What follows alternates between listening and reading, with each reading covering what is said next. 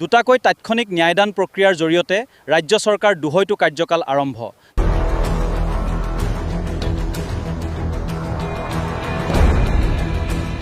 নলবাৰীত ৰ'জ আলী আৰু ছয়গাঁৱৰ আক্কাছ আলী, আৰু এইবাৰ কোনেও আপত্তিও কৰা নাই।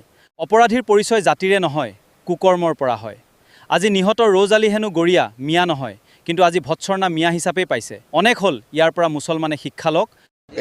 এতিয়াতো আমি ইমিডিয়েটলি পুলিচে মোবাইল ট্ৰেচ কৰি চাৰিওফালৰ পৰা ব্যৱস্থা কৰি তেওঁক আটক কৰিবৰ কাৰণে গৈছিলে আৰু আটক কৰিছিলে, কিন্তু পুলিচৰ হাতৰ পৰা তেওঁ পুলিচক বন্দুককাৰী ওলাই যাব লওঁতে পুলিচৰ হাতত তেওঁ মৃত্যু হৈছে।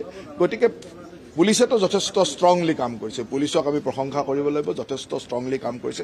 কিন্তু ইয়াৰ লগত আৰু কোন জড়িত আছে ইয়াৰ লগত, কাৰণ এইটো ঠিক যে মৰা মানুহ এজনেই ল'ৰাজনক বা ছোৱালীজনীক আঘাত কৰিছে এজনেই, আৰু ল'ৰাজনৰ কাৰণেও অত্যন্ত দুখজনক, এজন মেধাৱী ল'ৰা।